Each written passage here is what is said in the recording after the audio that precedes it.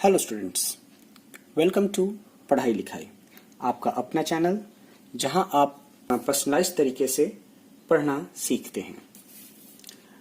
आज के इस वीडियो में हम साइंस का चैप्टर 5 सेपरेशन ऑफ सब्सटेंसेस पढ़ेंगे। वीडियो को आगे बढ़ाने से पहले मैं आप सभी स्टूडेंट्स से कहना चाहूँगा कि जिन लोगों ने भी अभी तक हमारा चैनल सब्सक्राइब नहीं किया है वो प्लीज़ सब्सक्राइब कर लें और बेल आइकॉन को प्रेस करना ना भूलें, नहीं तो आपके नोटिफिकेशन में आने वाले वीडियोस नहीं आ पाएंगे। चलिए अब शुरू करते हैं हम chapter 5 separation of substances. Separation of substances का मतलब क्या हुआ? मतलब सब्सटेंसेस को अलग करना। सब्सटेंसेस यानी पदार्थों को अलग करना है। ए मिक्सचर ऑफ सब्सटेंसेस को अलग करना। ये मिक्सचर सब्सटेंसेस क्या हो सकते हैं? ये आपकी रोजमर्रा की जिंदगी में पाए जाने वाली चीजें हो सकती हैं। जैसे आप घर में पोहा खाते हैं, उपमा खाते हैं, और अगर आपको मिर्ची पसंद नहीं होता है तो आप क्या करते हैं, उस मिर्ची को उस पोहे में से या उपमा में से निकाल देते हैं, यानी आप उसको सेपरेट करते हैं। ये सबसे इजी एग्जाम्पल है। एक और इजी एग्जाम्पल आप ले लीजिए। जैसे आप घर में चावल जब बनता है तो आप देखते होंगे आपकी मम्मी चावल को बिखेर देती हैं और उनमें अगर जो भी कंकड़ होता है उनको पकड़ के निकाल देती हैं। तो ये होता है चावल में से पत्थर निकालना। ये भी सेपरेशन ऑफ सब्सटेंसेस का ही एक एग्जाम्पल है। अब इस सेपरेशन करने का पर्पस क्या होता है? पर्पस ऑफ सेपरेशन, तो पर्पस ये होता है कि पर्पस ऑफ सेपरेशन होता है आपके यूजफुल थिंग्स जो होते हैं या फिर इम्प्योरिटीज को उस मिक्सचर में से अलग करना। जैसे फॉर एग्जांपल देखिए, इस सेपरेशन के तहत 3 तरीके की चीजें आपकी अलग होती हैं। कभी पहले कंडीशन में क्या होता है, यूजफुल थिंग्स को आप अलग करते हैं। यूजफुल थिंग्स कैसे? जैसे धान में भूसा होता है ना, तो जब हम उसे धान और भूसे को अलग करते हैं, ग्रेन में से जो हस्क जो होता है, हस्क यानी आपका भूसा, इसको अलग करते हैं, तो दोनों ही हमारे लिए यूजफुल थिंग है। ये हम जानवरों को चारे के रूप में यूज करते हैं और ये हम खुद खाते हैं। तो 2 यूजफुल चीजें हमारी ये अलग हो जाती हैं। ठीक है। इसी तरह सेपरेशन के थ्रू हम क्या करते हैं, हार्मफुल कंपोनेंट्स को अलग करते हैं। ठीक है, हार्मफुल कंपोनेंट्स को अलग करते हैं। जैसे पत्थर, ये आपके चावल में जब कंकड़ होता है तो जिसमें से कंकड़ हमारे लिए हार्मफुल होता है और ये हमारे लिए यूजफुल होता है, तो हम खाना पकाने के लिए क्या करते हैं, चावल में से कंकड़ निकालते हैं, तो ये हार्मफुल सब्सटेंस को हम इस यूजफुल सब्सटेंस में से अलग कर देते हैं। तीसरा होता है आपका नॉन यूजफुल सब्सटेंसेस को अलग करना। मतलब वो चीजें जो हार्मफुल तो नहीं है लेकिन हमारे यूज में नहीं आती हैं। जैसे आप चाय में से टी लीव्स को अलग करते हैं, चाय पत्ती को अलग करते हैं। अब ये हार्मफुल तो नहीं होती लेकिन ये हमारे किसी काम की आती नहीं है, तो इसीलिए हम इन्हें अलग कर देते हैं और ये हम चाय पी जाते हैं। ठीक है। वैसे अगर आप कहें तो ये भी एक तरीके का यूजफुल है। हम इसे, कुछ लोग इसे खाद के तौर पे भी यूज करते हैं। तो फिलहाल अभी हम इसे समझने के लिए ऐसे समझ लेते हैं। ठीक है। तो सब्सटेंसेस को अलग करने का जो हमारा पर्पस है, या तो यूजफुल थिंग्स को अलग कर, 2 यूजफुल थिंग्स का मिक्सचर है उनको अलग करना, या फिर उसमें हार्मफुल कंपोनेंट्स हैं या फिर इम्प्योरिटीज हैं उनको अलग करना, या फिर जो नॉन यूजफुल कंपोनेंट्स हैं उनको अलग करना। अब आता है आपका मेथड ऑफ सेपरेशन। अब भाई जब सेपरेट करते हैं तो उसके कुछ मेथड भी होंगे, है ना। तो चलिए अब हमने एक एक करके पढ़ लेते हैं। पहला मेथड होता है हैंड पिकिंग। हैंड पिकिंग यानी हाथ से अलग करना, पकड़ पकड़ के अलग करना।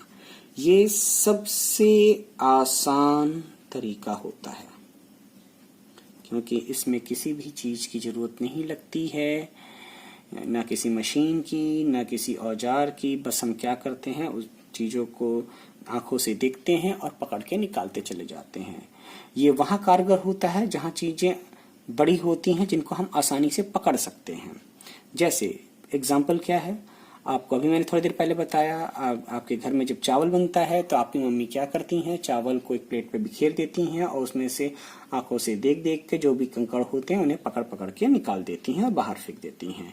ये आपका जो राइस में से स्टोन निकालने की जो विधि है, वो जो हैंड पिक तरीके से करते हैं, ये हैंड पिकिंग सेपरेशन का सबसे अच्छा एग्जाम्पल है। इसके अलावा एग्जाम्पल क्या होते हैं, जैसे आपके घर में कभी कोई मेहमान आते हैं, वो क्या करते हैं, आम भी ले आते हैं और अमरूद भी ले आते हैं, और क्या करते हैं, कभी कभी दोनों एक ही थैली में रहते हैं। तो जब आपको रखना होता है तो आप क्या करते हैं, आम अलग रखते हैं और अमरूद अलग रखते हैं। तो आम को एक एक करके निकालते हैं, फिर जो बचा रहता है या फिर जैसे जैसे जो आते गया आप दोनों को अलग अलग रखते चले जाते हैं। तो ये मेथड जो होता है इसे कहते हैं हैंड पिकिंग। दूसरा मेथड होता है थ्रेशिंग। थ्रेशिंग, ये जो लोग गांवों में रहते हैं उनको इसके बारे में ज्यादा अच्छे से मालूम होता है। आपने देखा होगा जो धान होते हैं या गेहूं होते हैं खेतों में कटाई के बाद में धान और गेहूं की बंडल बन के किसान लेके आ जाते हैं और उन बंडल में धान की बालियां या गेहूं की बालियां लगी रहती हैं। ठीक है, तो ये जो बंडल होते हैं, इन बंडलों से धान को अलग किया जाता है। कैसे किया जाता है, उन बंडलों को पीट पीट के जमीन पे एक बड़े पत्थर पे उस पर पीटते हैं हम बंडलों को। और पीटने के कारण क्या होता है कि जो धान या गेहूं की बालियां होती हैं उसमें से धान छिटक के नीचे गिर जाते हैं और हाथ में हमारे सिर्फ जो बचा हुआ जो डंठल रहता है वो बचा रह जाता है। तो ये जो पैडी या वीट जो होता है उसको जो हम सेपरेट करते हैं फ्रॉम स्टॉक्स, ये हम इस मेथड से करते हैं। ठीक है, ये दोनों तरीके से होता है, मैनुअल मेथड से भी होता है। मैनुअल मेथड जो मैंने अभी आपको बताया कि हम पकड़ पकड़ के उसे पीटते हैं, और ये इसको मैनुअल मेथड कहते हैं। और एक और मेथड होता है आपका मशीन से भी हम करते हैं इसको, थ्रेशर उसको बोलते हैं। जो मशीन इस्तेमाल इसमें किया जाता है उसे हम थ्रेशर कहते हैं। और उसमें क्या होता है, एक लार्ज क्वांटिटी में हम धान या गेहूं को डंठलों से अलग कर लेते हैं। ठीक है, इसके बाद तीसरा आता है विनोइंग। ये भी जो लोग गांव में रहते हैं उन्हें बहुत अच्छे से मालूम है। इवन आप लोगों ने भी कभी टीवी पे किसी फिल्म में आपने इस चीज को देखा होगा। विनोइंग क्या होता है, अगर आप लोग कुछ याद करें, कभी गांवों में या किसी सीरियल में या किसी टीवी के एडवर्टीजमेंट या कहीं भी आपने देखा होगा कि एक औरत रहती है, वो हवा मतलब हाथ दोनों ऊंचा करके एक सूप में धान को धीरे धीरे हिलाती है और धान नीचे गिरता जाता है और उसमें जो भूसा रहता है वो हवा में उड़ता चला जाता है। तो इस चीज को कहते हैं विनोइंग। तो ये कैसे होता है, जब थ्रेशिंग करने के बाद में क्या होता है कि डंठल तो हमारे हाथ में रह जाती है और नीचे क्या गिरता है, आपकी धान या गेहूं, और उसके साथ उसके जो बारीक बारीक टुकड़े होते हैं उस डंठल के, जिसके हम भूसा कहते हैं, वो पड़ा रह जाता है, जिसे हम हस्क कहते हैं इंग्लिश में। तो इसको अब ग्रेन से इसको हस्क को तो अलग करना होगा, तो इसको इस मेथड से, विनोइंग मेथड से करते हैं। इसमें क्या करते हैं कि हम एक ऊंचाई से इनको गिराते हैं। अब धान भारी होता है तो वो नीचे जमीन पे गिर जाता है, लेकिन जो भूसा होता है, हस्क होता है, वो बहुत ही हल्का होता है, तो वो हवा के साथ वो बहते हुए वो अलग हो जाता है और इस तरह हमको सिर्फ धान या गेहूं हमें मिल जाता है। चौथा होता है सीविंग यानी छन्नी से छानना। जैसा कि छन्नी से छानना मैंने आपको कहा है तो आपको ठीक दिमाग में आ गया होगा।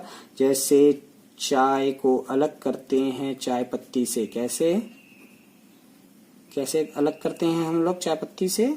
छान के, स्ट्रेनर से, है ना। चाय छन्नी जिसे हम कहते हैं, इंग्लिश में हम उसे स्ट्रेनर कहते हैं। इसके अलावा और कोई आप लोग बता सकते हैं कि और कोई मेथड जो आपने अपने घर में देखा हो? आपने अपनी मम्मी को देखा होगा जब रोटी बनाती हैं तो वो आटे को छन्नी से छानती हैं, देखा है?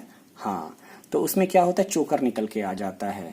तो ये इस्तेमाल होता है जब हम हैंड पिक नहीं कर पाते हैं, यानी जब वो इतने बारीक होते हैं कि हमें दिख तो रहे हैं या फिर नहीं भी दिख रहे हैं और हम उन्हें हाथ से नहीं पकड़ के निकाल सकते हैं। तो उस केस में हम क्या करते हैं, सीव करते हैं। तो जो बारीक कण होते हैं वो उस सीव छन्नी में से छन के नीचे आ जाते हैं और उससे जो मोटे कण रहते हैं वो ऊपर रह जाते हैं। ठीक है, तो इसे कहते हैं सीविंग। ठीक है, इसका एक और यूज होता है, अगर आप लोगों ने आसपास में कभी देखा हो, कहीं पर कंस्ट्रक्शन हो रहा होता है, घर बन रहा होता है, तो जैसे बालू में पत्थर आते हैं, पेबल्स, है ना, सैंड में पेबल्स आते हैं, तो उसको भी अलग किया जाता है आपको इस सीविंग मेथड से। क्या करते हैं, एक छन्ना टाइप का रहता है, बड़ा सा छन्ना टाइप का रहता है, बालू को हम उस छन्ने पे डालते हैं तो बालू अंदर गिर जाती है, चूंकि छन के नीचे चली जाती है, और जो बड़े पत्थर रहते हैं वो ऊपर ही रह जाते हैं, और इस तरीके से बालू को हम पत्थरों से अलग कर लेते हैं। ठीक है, अब इसके बाद आता है आपका सेडिमेंटेशन।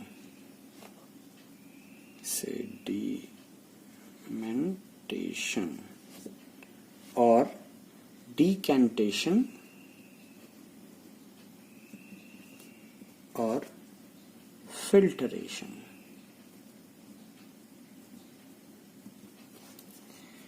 ठीक है, सेडिमेंटेशन क्या होता है, चलिए हम आपको एक एग्जाम्पल से समझाते हैं। मान लीजिए एक ग्लास है, ठीक है, इसमें हम मिट्टी घुला हुआ पानी लेते हैं। ठीक है, मिट्टी घुला हुआ पानी लेते हैं। अब हमें इसमें से पानी को अलग करना है और मिट्टी को, मतलब इस साफ पानी इसमें से निकालना है और जो भी इम्प्योरिटीज मिट्टी उट्टी हैं उनको निकालना है। तो हम क्या करते हैं, पहला इसमें हम क्या करते हैं, हम पानी को अगर कुछ देर के लिए छोड़ देते हैं तो क्या होता है कि थोड़े 1 घंटे बाद, आधे घंटे बाद, 1 घंटे बाद या 1.5 घंटे बाद कुछ एक लेयर मिट्टी के नीचे जम जाती है। ठीक है, ये क्या होता है कि जो भी हेवी पार्टिकल्स होते हैं, भारी पार्टिकल्स होते हैं, वो धीरे धीरे धीरे धीरे ड्यू टू ग्रेविटी वो बैठते चले जाते हैं और ऊपर में पानी जिसमें थोड़ा बहुत मिट्टी अभी भी मिला हुआ रह जाता है वो बच जाता है। तो ये जो प्रोसीजर है, ये जो प्रोसेस है, इसको कहते हैं हम सेडिमेंटेशन। तो सेडिमेंटेशन क्या हुआ, when heavy particles settle down after water is added into the mixture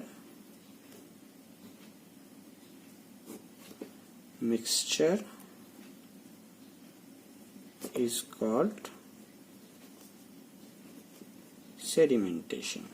ठीक है, मतलब जब किसी मिक्सचर में अगर हम पानी डाल देते हैं तो और उसके बाद जब उसको ये क्या कहते हैं, कुछ देर के लिए छोड़ देते हैं तो जो हेवी पार्टिकल्स होते हैं वो सेटल डाउन कर जाते हैं, नीचे बैठ जाते हैं और हमको बाकी बचा हुआ पार्ट दोनों उसमें से अलग हो जाता है। अब आप फिर इस एग्जांपल में हम लौटते हैं। तो ये तो हमारा एक लेयर मिट्टी का बैठ गया है ना। अब ये जो पानी बचा, इस पानी में आपको जो है इसमें अभी भी थोड़ी बहुत मिट्टी जमी हुई है। तो हम क्या करते हैं कि इस पानी को धीरे से दूसरे ग्लास में हम ट्रांसफर कर देते हैं। इस प्रोसेस को कहते हैं डीकेंटेशन। तो डीकेंटेशन क्या होता है, when water along with the dust is removed, this is called decantation। यानी पानी जो डस्ट के साथ है अभी भी घुला हुआ, उसे कहते हैं हम डिकेंटेशन। जैसे एक और एग्जांपल इस डिकेंटेशन का आप ले सकते हैं कि जैसे घर में आप चावल बनते हैं तो आपकी मम्मी क्या करती हैं कि चावल को धोती हैं। धोने के बाद क्या होता है कि चावल धीरे से नीचे बैठ जाता है और ऊपर में पानी में जो चावल का में जो डस्ट रहता है वो पानी में घुल जाता है और फिर धीरे से पानी को हम निकाल देते हैं। तो इस प्रोसेस से हम चावल अलग करते हैं, इस प्रोसेस को कहते हैं डिकेंटेशन। ठीक है, अब आपका आ गया फिल्टरेशन। अब ये जो पानी हुआ, इस पानी से अभी भी इसमें इम्प्योरिटीज हैं, तो क्या होता है कि एक फिल्टर पेपर हम लेते हैं। फिल्टर पेपर गोल सा रहता है, इसको फिर मोड़ के हम कोनिकल शेप में बना लेते हैं और एक बीकर में रख दे, बीकर में या ग्लास में अगर हम इसको जब इस पानी को इस फिल्टर पेपर के थ्रू गुजारते हैं, इसमें पास कराते हैं, तो जो भी इम्प्योरिटीज रहती हैं वो इसमें जमा हो जाती हैं और नीचे में हमें साफ पानी मिल जाता है। ठीक है, तो इस मेथड को कहते हैं फिल्ट्रेशन।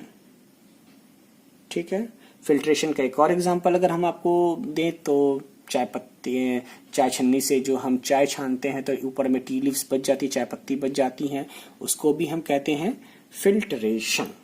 ठीक है, तो देखिए एक एग्जांपल से मैंने आपको ये तीनों सेडिमेंटेशन, डिकेंटेशन और फिल्ट्रेशन समझा दिया।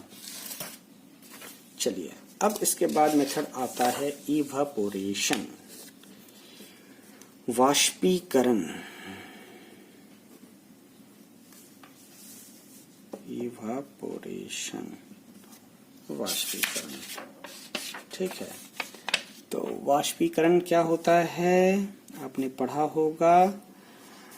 वाष्पीकरण क्या होता है, जैसे आपको मैं कैसे समझाऊं, एक एग्जांपल ले लेते हैं। जैसे मान लीजिए अगर पानी में अगर हम सॉल्ट मिला दें, ठीक है, नमक मिला दें, अब उसे अलग करना तो आसान नहीं है हमारे लिए, ना हम उसे सीविंग मेथड से अलग कर सकते हैं, ना हम फिल्टर पेपर के थ्रू अलग कर सकते हैं, तो फिल्ट्रेशन से भी नहीं कर सकते, सेडिमेंटेशन से भी नहीं कर सकते हैं, हैंड पिकिंग तो दूर की बात हो गई।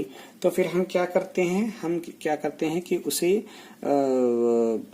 गर्म करते हैं। जब हम उसे गर्म करते हैं तो पानी जो होता है इवापोरेट हो जाता है, वाष्प में परिवर्तित हो जाता है और बाकी क्या बचा रह जाता है, उसके अंदर नमक बचा रह जाता है। ठीक है, तो जो ये गर्म करके पानी को वाष्प बनाने की प्रक्रिया को हम कहते हैं evaporation, process of conversion of water into its vapor is called evaporation। ठीक है, इसका इस्तेमाल हम लोग कहाँ करते हैं, इसका इस्तेमाल जैसे नमक, हम लोग जो घरों में नमक खाते हैं जानते हैं वो कैसे बनता है। वो क्या होता है कि समुद्र में समुद्र का पानी खारा होता है। क्यों होता है? क्योंकि उसमें नमक घुले हुए होते हैं। तो लोग क्या करते हैं कि उस नमकीन समुद्र के पानी को एक छिछले जगह पे स्टोर करते हैं। ठीक है, उस छिछले जगह पे जब स्टोर करते हैं और उसको कुछ दिनों के लिए छोड़ देते हैं, तो क्या होता है कि धूप से वहां का पानी इवापोरेट हो जाता है। और इवापोरेट होने के बाद क्या होता है कि सिर्फ वहां पर नमक बचा रह जाता है। उस नमक को वो इकट्ठा करते हैं, प्रोसेस करते हैं, आयोडीन मिलाते हैं और फिर हमें पैकेजिंग करके बेच देते हैं। तो ये हुआ इवापोरेशन। ठीक है, अब इसके अलावा एक और होता है कंडेंसेशन, जो कि मैं आपको एक एग्जांपल से समझाऊंगा। तो चलिए अभी अगला हम भाग पढ़ेंगे, यूज ऑफ वन और मोर देन वन मेथड, यानी एक या एक से अधिक मेथड। तो एक मेथड का तो हमने पढ़ लिया, अब एक से अधिक मेथड का करते हैं। तो हमने इसके पहले इस एक से ज्यादा मेथड के यूज को हमने क्या किया, मडी वाटर के एक एग्जांपल के साथ किया, जिसमें हमने 3 मेथड्स को यूज किया। क्या क्या? तो पहले तो हमने सेडिमेंटेशन किया, है ना, सही कह रहा हूं ना। इसके बाद हमने क्या किया, डिकेंटेशन किया, और इसके बाद हमने क्या किया, फिल्ट्रेशन किया। ठीक है, और इस तरह हमने मिट्टी को अलग कर दिया, पानी को अलग कर दिया। अब एक एग्जांपल मैं और आपको देता हूं। मान लीजिए कि बालू है और उसमें नमक मिला दिया गया। ठीक है, अब इसे अलग करना है। कैसे करेंगे? आसान नहीं है। ना सीविंग कर सकते हैं, ना हैंड पिकिंग कर सकते हैं, ना सेडिमेंटेशन कर सकते हैं। तो हम क्या करेंगे, इसमें पानी मिला देंगे। ठीक है, और इसको अच्छे से घोल देंगे। ठीक है, अब क्या होगा कि अब इसको कुछ देर के लिए इस मिक्सचर को हम छोड़ देंगे। तो पहले आएगा सेडिमेंटेशन। सेडिमेंटेशन के कारण क्या होगा कि जो बालू सबसे हेवियर पार्टिकल होगा वो आपका नीचे बैठ जाएगा। ठीक है, अब जो ऊपर पानी रह गया उसमें क्या है, पानी है और नमक है। लेकिन हमें तो बालू और नमक दोनों अलग करना था, हमने तो उल्टा पानी भी ऐड कर दिया। तो अब जो हमारे पास मिक्सचर बचा है उसमें तो नमक भी है और पानी भी है। अब इसको क्या करेंगे, हम डिकैंटेशन के थ्रू इस नमकीन पानी को नमक वाले पानी को अलग कर लेंगे। तो देखिए दूसरा मेथड आ गया आपका इसमें। ठीक है ना, अब इस नमकीन पानी को नमक वाले पानी को हम इवापोरेशन के थ्रू नमक को अलग कर लेंगे। ठीक है, अब आप कहेंगे सर ये बात तो सही है, आपने नमक तो अलग कर दिया, लेकिन पानी का क्या हुआ? पानी तो आपका तो उड़ गया, हमें तो पानी भी चाहिए, क्योंकि आपने सैंड अलग कर लिया सेडिमेंटेशन से, सॉल्ट अलग कर लिया डिकैंटेशन और इवेपोरेशन से, तब लेकिन पानी भी तो चाहिए जो आपने पानी। तो पानी को हम अलग करेंगे, उस पानी को इकट्ठा करेंगे हम कंडेंसेशन के थ्रू। कंडेंसेशन। ठीक है, अब ये कंडेंसेशन क्या होता है, आपने देखा है कभी एक ठंडा पानी का बॉटल अगर आप ऐसे रख देते हैं गर्मी के दिनों में, तो उसके चारों तरफ वाटर ड्रॉपलेट्स इकट्ठा हो जाती हैं, पानी की बूंदें रह जाती हैं। क्यों होती हैं? क्या होता है, जो भी वायु उस ठंडे बोतल के संपर्क में आता है तो हवा के अंदर में पानी के कण होते हैं वाष्प के रूप में, वो वहां पर कंडेंस होके घनीभूत होके उसके दीवारों पे, बॉटल के दीवारों पे चिपक जाते हैं। इस प्रोसेस को कहते हैं कंडेंसेशन। ठीक है, ठीक उसी मेथड को हम यहाँ यूज करते हैं। हम क्या करेंगे, जब इवापोरेशन होगा, इवापोरेशन से जब जो वाटर वेपर्स निकलेंगे और जब ये वाटर वेपर उस ठंडे प्लेट से टकराएंगे तो वो ड्रॉपलेट्स पानी के ड्रॉप में फॉर्म हो जाएंगे और धीरे धीरे वो हम उस पानी को इकट्ठा कर लेंगे। तो इस तरीके से हमारा ये वाटर भी अलग हो जाएगा। तो देखिए हमने एक सातवां मेथड सीख लिया है जिसको कहते हैं हम कंडेंसेशन। इसके थ्रू भी हम अलग कर सकते हैं। ठीक है, अच्छा स्टूडेंट्स, अब एक चीज और बताइए, आपको क्या लगता है क्या पानी में, जैसे इसमें हमने क्या किया, पानी में पानी डाल दिया और इसके बाद इसको अलग कर लिया, तो क्या पानी में हम कितना भी अमाउंट ऑफ कोई भी सब्सटेंस डाल सकते हैं क्या? ऐसा है क्या?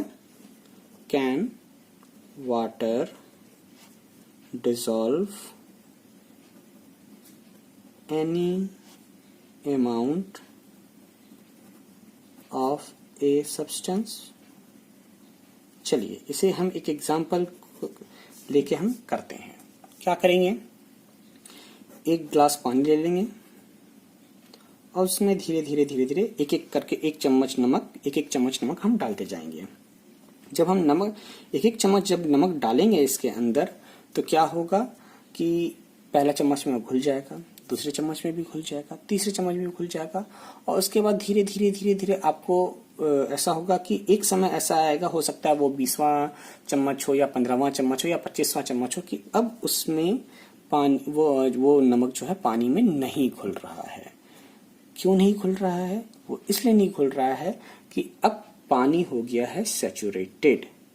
ठीक है, सैचुरेटेड हो गया, यानी अब उसमें घुलने की क्षमता नहीं है। तो इससे हमको क्या समझ में आया कि पानी में एक हद तक ही, एक फिक्स्ड लिमिट तक ही, एक फिक्स्ड क्वांटिटी तक ही कोई भी सब्सटेंस घुल सकता है। ऐसा नहीं है कि हम कितना भी अमाउंट ऑफ सब्सटेंस हम उसमें घोल सकते हैं। तो स्टूडेंट्स, आशा करता हूँ आज का ये चैप्टर सेपरेशन ऑफ सब्सटेंसेस आप लोगों को समझ में आया होगा। अगर आपको आज का ये वीडियो पसंद आया तो इसे कृपया लाइक करें, अपने फ्रेंड्स के साथ शेयर करें और हाँ, चैनल को सब्सक्राइब करना ना भूलें। Thank you.